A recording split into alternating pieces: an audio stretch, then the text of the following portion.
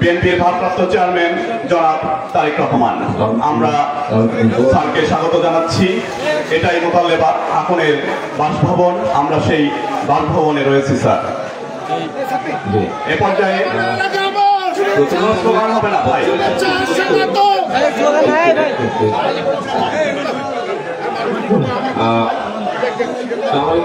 উপস্থিত সকলে, আপনাদেরকে দেখে আমার ভালো লাগছে। আজকে আসলে এখানে তো আমি ঠিক এক্সপেক্ট করিনি যে এতজন মানুষ উপস্থিত থাকবেন। আমি মোতালেব সাহেবের খবরটি দেখেছি পত্রিকায়, তারপরে আমি খবরটি দেখার পরে সিদ্ধান্ত নিই যে আমি মোতালেব সাহেবের সাথে একটু কথা বলতে চাই। মোতালেব সাহেব, আপনি কেমন আছেন? ওনার হাতে মাইক্রোফোনটা ওনাকে উঠিও না। আসসালামু আলাইকুম। ইনশাআল্লাহ আপনার শরীর কেমন? এখন শরীর এই 2 দিন আগে যা শরীরটা আমার খারাপ ছিল, আজকে আমি আর খারাপ নাই। আমি মনে হয় যেন যৌবন ফিরে পাইছি। আমি খুব ভালো আছি, খুব ভালো আছি, খুব ভালো আছি। আপনাকে অশেষ ধন্যবাদ। আপনার বাসায় এখানে তো বোধহয় আপনার ছেলে সহ পরিবারের সবাই আছেন, বাবুও বোধহয় আছেন, সবাই ভালো আছেন? এই আমার ছোট ছেলে। আচ্ছা, এই আমার মেয়ে মহিমা আক্তার সাথী।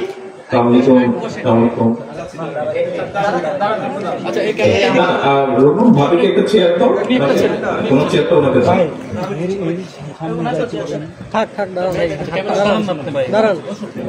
আপনারা ভালো আছেন? ভালো আছেন মাইক্রোফোনটা দেন।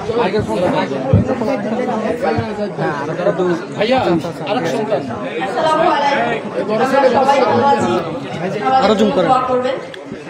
নিশ্চয়ই আপনারা দোয়া করবেন আমার জন্য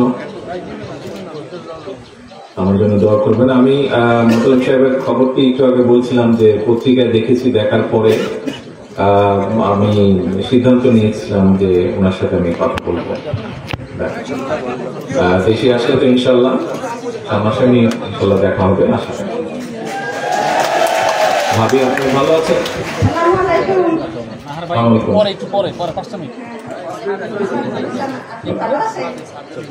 আচ্ছা, আপনি ভালো আছেন? পিছনে বোধহয় আমাদের দলের নেতৃবৃন্দ বসে আছেন, এলিজাপথে দেখতে পাচ্ছেন, তাতে অন্য নেতৃবৃন্দ আছেন। আপনারা ভালো আছেন সবাই? নেতৃবৃন্দ আর এখানে বহু মানুষ আছেন। আপনারা ভালো আছেন? এলাকার মানুষ। আপনি দুটো কথা বলেন, শুনি আমরা। আপনি বহু পুরনো মানুষ, দলের সাথে সেই প্রথম থেকে আপনি আছেন, আব্বার সময় থেকে। আপনি দুটো কথা বলেন, আমরা শুনি। আসসালামু আলাইকুম। উপস্থিত নেতৃবৃন্দ, আমার বেশি কথা না, আমি ভাগ্যবান ব্যক্তি যে মরহুম রাষ্ট্রপতি জিয়াউর রহমান সাহেবের শাহাদাতের মাত্র 2 সপ্তাহ না, 13 দিন আগে 17ই মে আমার সাথে ওনার সাক্ষাৎ হয় এবং উনি স্পিডবোট থেকে যখন মঞ্চে আসেন তখন ওনার হাত ধরে আমি মঞ্চে দিয়ে আসছিলাম। এটা আমার জীবনের সবচেয়ে বড় স্মৃতি এবং সেই হইতে আমি জিয়াউর রহমানের আদর্শে অনুপ্রাণিত হয়ে তার দল করে আসছি। আমি জীবনে কখনো পিছপা হই নাই, তার দলের প্রতি তথা বিএনপির প্রতি অত্যন্ত আস্থাশীল ছিলাম। আমার আরো একটু স্মৃতি মনে পড়ে, যখন মরহুম রাষ্ট্রপতি জিয়াউর রহমান সাহেব একটি খাল খননের প্রকল্প উদ্বোধন করতে আসছিলেন, তখন ওই একটা পাওয়ার পাম্প স্টার্ট দিতে গিয়া ওনার হাতের হ্যান্ডেলটা স্লিপ কাটে। এই স্লিপ কেটে পায়ে আঘাত করে, সেই পায়ে আঘাতে সে রক্তাক্ত হয়। সেই রক্ত ঝরা পায়ে উনি মঞ্চে যায়। উনি মঞ্চে বেশিক্ষণ সময় দিতে পারে না, তা পা ছাপিয়ে রক্ত যখন নামায় পড়ছিলেন তখন উনি সংক্ষিপ্ত ভাষণ দিয়ে শেষ করেন। সেই শহীদ রাষ্ট্রপতি জিয়াউর রহমানের রক্ত যারা ইউনিয়ন প্রণা গ্রাম চরিষা, সেই গ্রামে তিনি এসেছিলেন। এটা প্রণা ইউনিয়নবাসীর একটি গর্ব, একটি স্মৃতি। আমি আজও তার স্মৃতি ধারণ করি। আমার আরো একটি স্মৃতি মনে পড়ে, নয়া পল্টন অফিসে ইফতার পার্টি, তখন আমি থানা বিএনপির সাংগঠনিক সম্পাদক। আপনি সহ ব্যারিস্টার মওদুদ আহমদও সেখানে উপস্থিত ছিলেন, ছিলেন নেতৃবৃন্দ। আমি মাগরিবের নামাজ পড়ি, তখন আপনার ডান পাশে আমার অবস্থান এবং মওদুদ আহমদের বাম পাশে অবস্থান, এই দুইজনের মাঝে দাঁড়িয়ে আমি মাগরিবের নামাজ পড়ছিলাম। এটা আমার স্মৃতিতে একটি বড়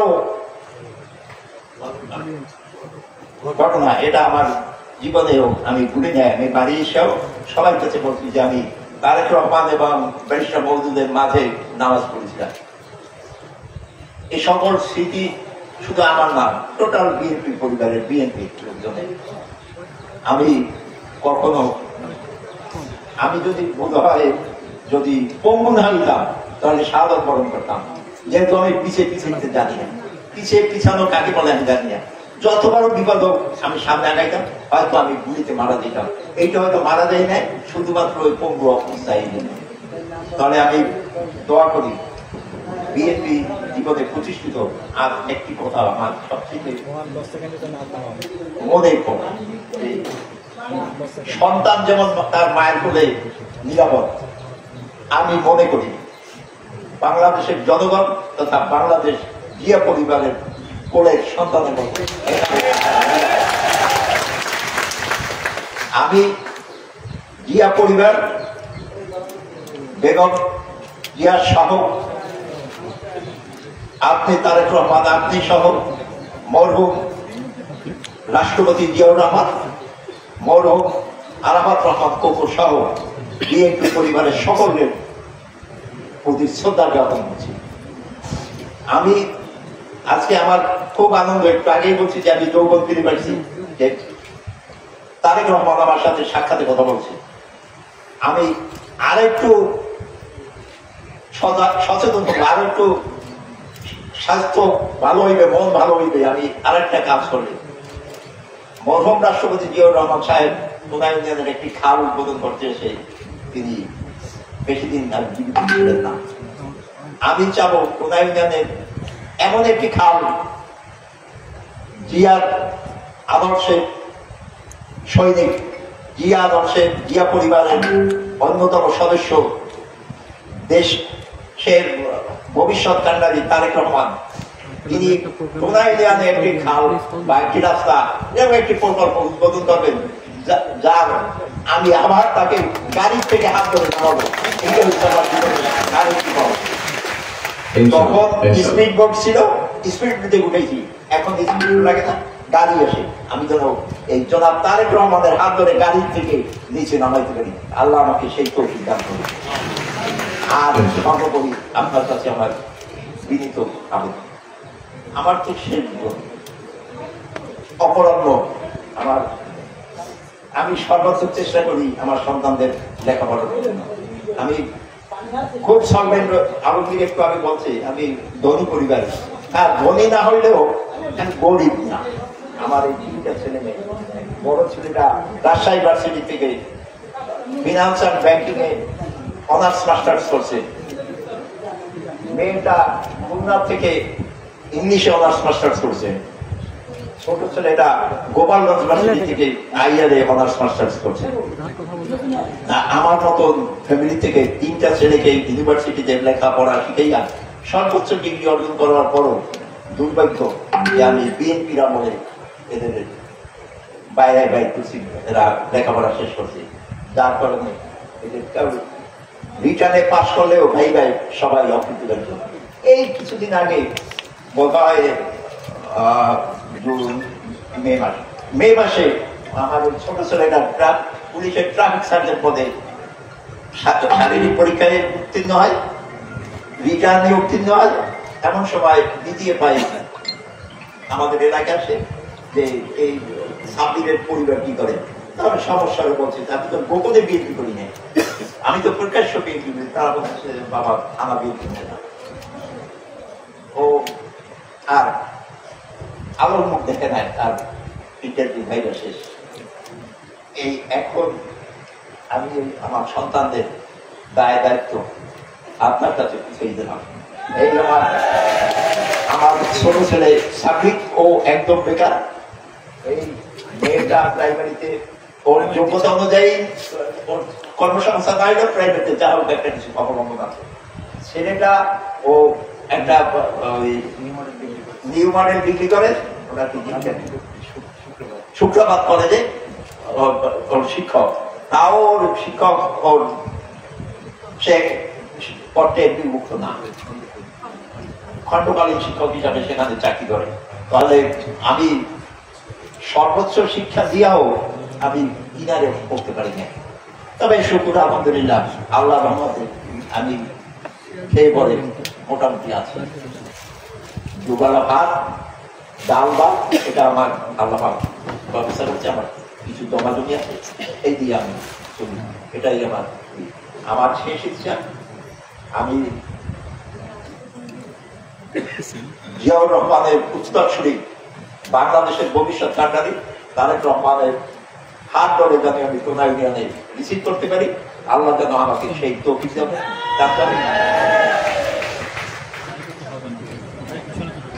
সবাইকে ধন্যবাদ, বিশেষ করে প্রেস থেকে যারা আসছেন, সাংবাদিক ভাইরা। আজকে এই যে আমার সাথে জনাব তারেক রহমান সাহেব কথা বলতেছে, এর সমস্ত ক্রেডিটটা আমি সাংবাদিক ভাইদেরকে দেখতে চাই, বিশেষ করে দেশ নিয়ে। এইটা আমার সবচেয়ে বেশি আইনজীবী ফোরাম, যেটা পিরিজপুরের আইনজীবী ফোরাম, আমাকে এই যে ক্রিমিনাল মামলাটায় তারা কোন রকমের আর্থিক সাহায্য বা আর্থিক অনুদান আমার কাছে নেয় নাই, বরঞ্চ তারা আমি যখন বাড়ি ফিরছি তখন আমার পকেট চেক করতো, তোমার পকেটে পয়সা পাতি আছে, না থাকলে পকেট দিয়ে দিত। বিশেষ করে কালামাতো এবং খায়রুল বাসার স্বামী, এদেরকে ধন্যবাদ।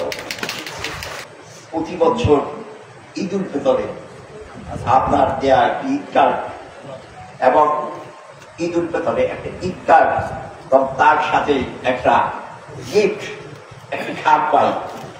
এটা আমি অপেক্ষায় থাকি যে এবছর কি তারেক রহমান, সেটা মনে আছে আমার কথা, আমার কাছে এটা যখন এইটা ওই দেখতাম আলমী যখন আমার বাড়ির ভিতরে ঢুকতেছে, আমি বলতাম যে এই তারেক রহমানের গিফট আছে। এই যে তারেক রহমানের গিফটটা, এটাকে আমি মনে করি 2-5,000 টাকা না, এটা আমার বিরাট ভক্তি। এবং আপনি শুনে আশ্চর্য হবেন, সেই টাকাটা আমি আমার সমস্ত ওই ছেলে সন্তান ভাগ করে দিয়ে দিতাম, যেটা তারেক রহমানের টাকা সৎপথে ব্যয় করলো। মোতালেব সাহেব, আপনি তো আব্বার সময় থেকে যেহেতু রাজনীতি করেছেন, ওনার সাথে আপনি রাজনীতি করেছেন, আম্মার সাথেও আপনি রাজনীতি করেছেন। আমি যেহেতু আপনি বিএনপির জন্মলগ্ন থেকে এই দলের সাথে আছেন, আপনি সরাসরি শহীদ রাষ্ট্রপতি জিয়া রহমানকে দেখেছেন, কথা বলেছেন, ওনার সাথে কাজ করেছেন। আপনি সরাসরি দেশনেত্রী খালেদা জিয়ার সাথে কথা বলেছেন, কাজ করেছেন, রাজনীতি করেছেন, আন্দোলন সংগ্রামে মাঠে ছিলেন। বিএনপিতে এখনো যে কজন মুরব্বী নেতৃবৃন্দ আছেন, বেঁচে আছেন যারা, তাদের মধ্যে আপনি একজন। সেটি কেন্দ্রীয় পর্যায়ে হোক, সেটি জেলা পর্যায়েই হোক। আমি চাই আপনি শুধু পিরোজপুরের যারা বিএনপি সহ সকল অঙ্গ সহযোগী সংগঠন নেতা কর্মী জানাচ্ছে, শুধু তাদের জন্য নয়, সমগ্র বাংলাদেশে বিএনপির যত নেতা কর্মী আছে, অঙ্গ সহযোগী সংগঠনের যত নেতা কর্মী আছে, সকলের উদ্দেশ্যে খুব সংক্ষেপে বলেন যে আগামী দিনগুলোতে আমাদের নেতা কর্মীরা কিভাবে জনগণের পাশে থাকবে, কিভাবে জনগণকে সাথে রাখবে, এই ব্যাপারে আপনি তাদেরকে একটা পরামর্শ দিন। যেহেতু আপনি শহীদ জিয়ার সাথে কাজ করেছেন, দেশনেত্রী খালেদা জিয়ার সাথে কাজ করেছেন, সংক্ষেপে তাদেরকে আপনি একটি পরামর্শ দিন, সমগ্র বাংলাদেশে যত নেতা কর্মী আছে বিএনপি। আমার এটা তো কোনো নির্বাচনের বিষয়, এই বিষয়ে বলিনি আমি। মানুষের সাথে কিভাবে আমি জনগণের পাশে বলছি, সেই কথাটাই বলছি। আমার কথা হয়েছে মানুষকে ভালোবাসতে হইবে। মানুষ যারা বিএনপি করে বা করে না, তাদের আপদে বিপদে তাদের পাশে দাঁড়াতে, তাদের পাশে দাঁড়াইলে মানুষ অনুপ্রাণিত হইবে আমার আদর্শে। আমার সৎ এবং নিষ্ঠার সহিত যদি কাজ করি, আমি যদি লুটপাট, চাঁদাবাজি, থেকে নিজেকে দূরত্বে রাখতে পারি এবং তাদেরকে অনুপ্রাণিত করতে পারি যে চাঁদাবাজি লুটপাট এই সম্পত্তি স্থায়ী না, স্থায়ী হয়েছে চরিত্র। আমরা যদি চরিত্র গঠন করতে পারি, আমরা যদি সৎ চরিত্রবান হই, আমরা যদি আদর্শবান হই, আমাদের বিজয় সুনিশ্চিত, ঠেকাবার কোনো শক্তি বাংলাদেশে নাই। এবং আমি চাই বিএনপির সকল নেতাকর্মী যারা মাঠে ময়দানে কাজ করে এবং ভবিষ্যতেও কাজ করবে, আপনারা সবাই এখন থেকে মাঠে নেমে যান এবং প্রতিদিন একজন না একজন মানুষকে পক্ষে আনেন। আমরা যদি 100 মানুষ প্রতিদিন কাজ করি, প্রতিদিন 100 মানুষ আমার দলে আসবে, 100 মানুষ। আমি যখন সাংগঠনিক সম্পাদক ছিলাম, আমার থানা বিএনপি সাংগঠনিক সম্পাদক, আমি প্রতিটি গ্রাম কমিটির সভাপতি সেক্রেটারি এদেরকে আমি চিনতাম, জানতাম, ভালো করে তাদের সাথে আমার সাথে যোগাযোগ হইত, কথা বলতাম। এবং আমি সময় সুযোগ পাইলে আমার একটা বাইসাইকেল ছিল, তাই নিয়ে তাদের বাড়িতে যাইতাম। এই যে সাংগঠনিক সম্পাদক হিসেবে আমি দীর্ঘদিন দায়িত্ব পালন করছি, আমার কোনো প্রতিদ্বন্দ্বী ছিল না। এবং আমি যেদিন সাংগঠনিক সম্পাদক পদে থেকে বিদায় নিয়ে আসি, সেদিন আমার সভাপতি মহিউদ্দিন মল্লিক নাসির, একটু হাজাগার মহিউদ্দিন মল্লিক, উনি তখন থানা বিএনপির সভাপতি, ওনাকে বলছি ভাই বয়স হয়েছে, এখন এই সাংগঠনিক সম্পাদকের দায়িত্বটা দৌড়ে কাজ, এটা যুব নেতাদের দেন, আমার এই পুলিশ দায়িত্ব থেকে গোল করে দিলেন। তখন উনি বলছেন মোতালেব ভাই আপনার অনেক বছর কাজ করে তো কঠিন হয়ে গেছে। আমি বলে এক সময় এই এখন যারা আপনার দলে আসবে, আপনার সাথে কাজ করবে, তারাও এক সময় পারদর্শী হয়ে যাবে। আমি আপনাকে বিশেষভাবে বলি, প্রয়োজনে আমি আপনাকে সহযোগিতা করবো। সেই মহিউদ্দিন মল্লিক নাসির এখনো বলে মোতালেব ভাই আপনার অভাব আমি এখনো পূরণ করতে পারি না। এই কত 2 মাস আগে আমাদের বলে যে মোতালেব ভাই আপনার অভাব আমার এখনো দূর হয় নাই, আমি পারি নাই, এখনো সংগঠন করতে পারি না। আমি বলে প্রয়োজনে আপনি আমাকে বললেন, আমি যতই কষ্ট হোক আপনার যে কোনো সাংগঠনিক মিটিং এ আমি উপস্থিত থাকবো। আমার এখনো ইচ্ছা, যদি আমি সুযোগ পাই, যেহেতু আমি চলতে পারি না, আমার ওই হুইল চেয়ারে করে আমার আগাই নিতে, আমার এই জন্য আমি যাইতে পারি না। তারপরেও সংবাদ পাইলে এবং সুযোগ পাইলে আমি প্রতিটা মিটিং এ উপস্থিত হই। এবং আপনি আমার জন্য দোয়া করবেন যে আমার এখনো যতটুকু শক্তি সামর্থ্য আছে, আমার যতটুকু পৃথিবী আছে, যতটুকু জ্ঞান আছে, আমি সবটুকু যুগে বিএনপির জন্য উদ্ধার করে দিতে লাগে। আমার আর কোনো চাওয়া পাওয়া আর কথা নাই। আপনি যা আমার কাছে জানতে চাইছেন, যা বলতে বলছেন, আমি জানি না কতদিন আমি বলতে পারছি বা জানি না। যদি আপনার পছন্দ হয়ে থাকে বা কথাগুলো ঠিক হয়ে থাকে, তবে আমি বলতে পারছি। ধন্যবাদ, ধন্যবাদ। নজরুল সাহেব কিছু বলবেন কি দলের পক্ষ থেকে? নজরুল খান উনি হচ্ছে আমার বাল্য বন্ধু, যাকে নিয়ে আমি 9, 10 ইন্টারমিডিয়েট ডিগ্রি একত্রে পড়াশোনা করছি, যে আমার সবচাইতে ঘনিষ্ঠ বন্ধু। আমি তার উন্নতি কামনা করি। আমার ভাই ছেলে আলমগীর আর আমার বাড়ি একই গ্রামে, সে আমার ভাই ছেলে, আমার ছোট ভাই জেলা বিএনপির সদস্য। তাদের জেলা বিএনপি নেতৃবৃন্দের উপর আমি সম্পূর্ণ আস্থাশীল। তারা কোনক্রমে কোন দলে লিপ্ত হইবে না। কেন্দ্রীয় কমিটি যাকে সিদ্ধান্ত দেবে সেই নির্বাচন করবে, আমরা তার পক্ষে একেবারে। গ্রামে একটা কথা আছে,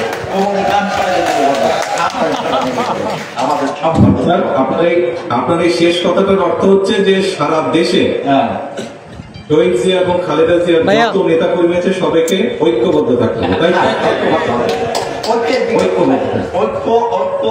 ঐক্যের বিকল্প নাই। রাইট, দলের যেটা সিদ্ধান্ত সেটা ফাইনাল। হ্যাঁ, ফাইনাল। অন আছে, এটা অফ করেন।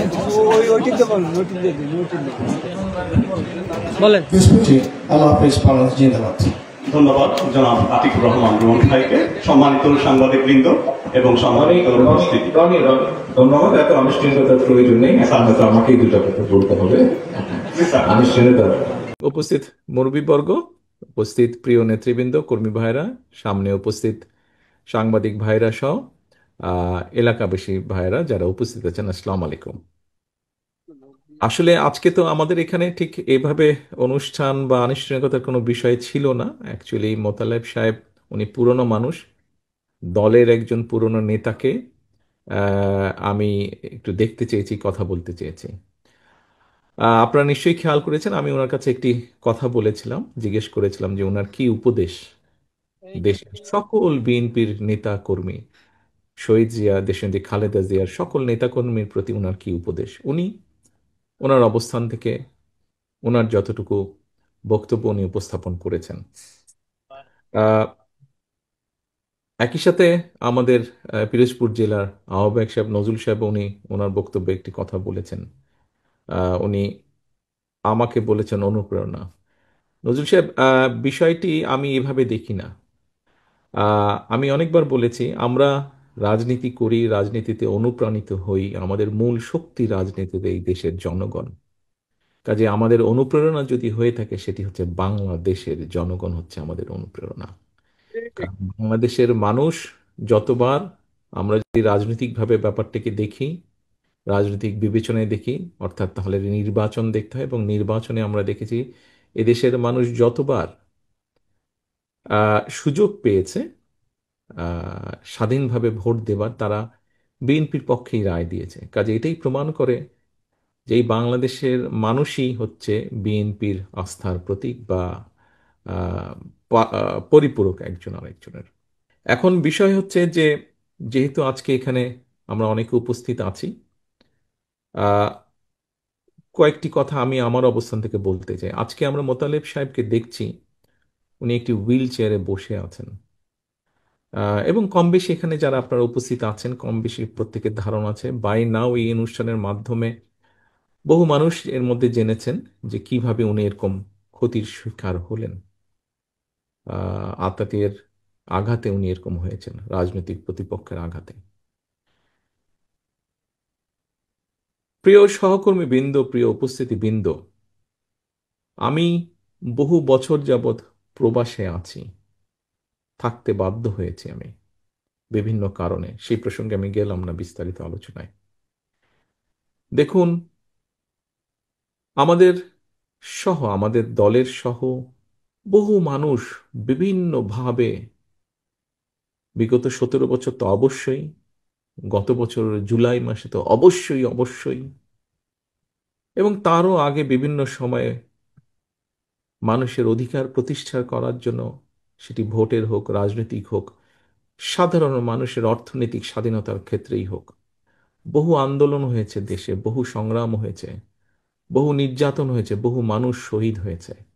আসুন আমরা সকলে মিলে, অনেক হয়েছে, ইনাফ, বহু মানুষ নির্যাতিত হয়েছে, বহু মানুষ হত্যা হয়েছে, শহীদ হয়েছে, ইনাফ। আসুন আমরা সকলে একটা জায়গায় আসি, মতভেদ ভেদাভেদ কমিয়ে নিয়ে আসি। আমরা আমরা কথা বলি।